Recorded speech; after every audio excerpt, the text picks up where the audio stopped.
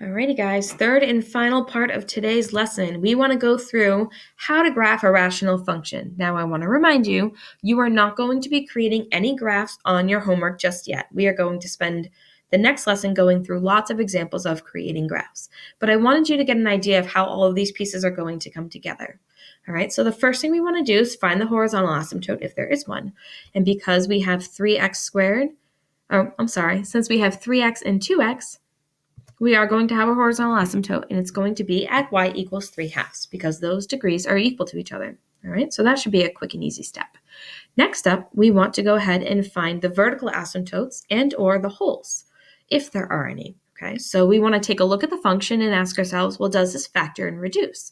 Well, in the denominator, I can factor out a 2 and get an x plus 2, but in the numerator, there's nothing that I can factor, so I cannot reduce this function at all, which means there will be no holes for this function, okay? No holes for this function because there are no factors that are going to reduce out.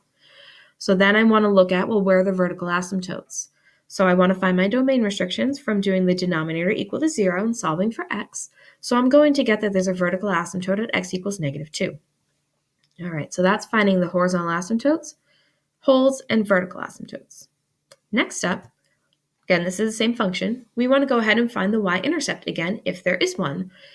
So we plug in x equals 0, and you can see when I plug in x equals 0, I would get 0 plus 2 over 0 plus 4. So I've got 2 over 4, that's 1/2. So I have a y-intercept at 0, 1/2. So that'll be a point that we can plot on our graph. Next, we want to go ahead and find the x-intercepts again, if there are any.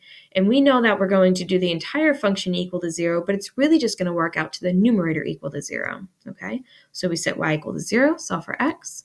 So if I write 0 over 1 is equal to our function, we would cross multiply, ends up being the numerator is equal to 0, and then we solve.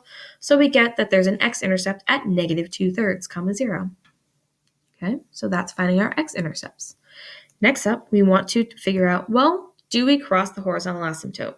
And in order to do that, we want to start by replacing the y with the horizontal asymptote value, okay? And remember, our horizontal asymptote was at y equals 3/2. So I'm going to do 3/2 is equal to our function. I'm going to cross multiply and then try to solve for x.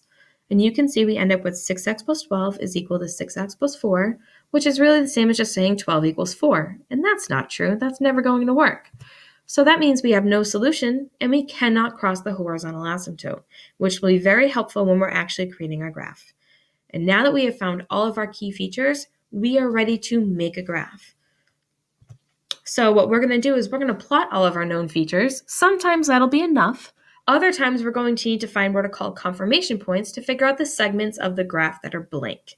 All right, and you're going to see what I mean by that with this example.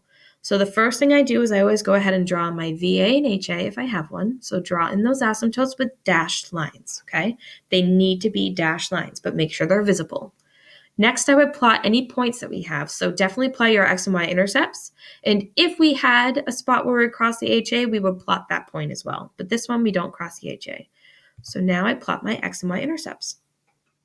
So now based off of that, I should be able to figure out what's happening with my graph on the right-hand side of this vertical asymptote right here. Okay, see that vertical asymptote? I have 2 points over here. I know I can never cross this HA. So that means that that graph segment has to stay below the HA at all times. All right, so this is what it's going to look like. It's going to be a curve. Both edges, both arrows have to be approaching the asymptotes, but we'll never actually get to cross them. All right, we'll never touch them, but we'll get so close that it looks like we're going to cross them. But again, we never do. So then the real big question is, well, what's happening on the left-hand side of the graph? We didn't have any coordinate points over there. So this is where finding a confirmation point is going to come into play. And again, since we know that we are not allowed to cross the horizontal asymptote, if we have a point above the HA, the whole segment will be above the HA. If we have a point below the HA, then we will have the entire segment graph below the HA. All right. So because our vertical asymptote is at x equals -2, I need a number on the left. I'm going to choose to plug in x equals -3. Okay. So I'm going to find f of -3, and it comes out to 7/2 or 3.5. So that means I have an additional coordinate point at -3, 3.5, which you can now see drawn on the graph in red. All right, and I want to remind you again that I chose x equals -3 because there was nothing graphed on the left-hand side of that vertical asymptote. I could have used any x value that's smaller than -2 or on the left-hand side of x equals -2. All right, I could have done -4, -5, any number smaller than -2. And again, I want to stress, we know that we cannot cross the HA, so since our dot is above the HA, the entire segment is above the HA. And I need to approach both of those asymptotes. So this left-hand segment of the graph is going to look like this. And that's the graphing process. And it even gets more involved. This is one of the more basic types of examples. So as you can tell, it's going to be a very long and involved process.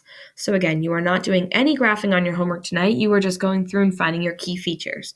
And I want to remind you, your key features are horizontal asymptotes, vertical asymptotes, holes, x and y intercepts, and whether or not you're allowed to cross that HA. So that's what you'll be doing for homework. You will not be creating any graphs.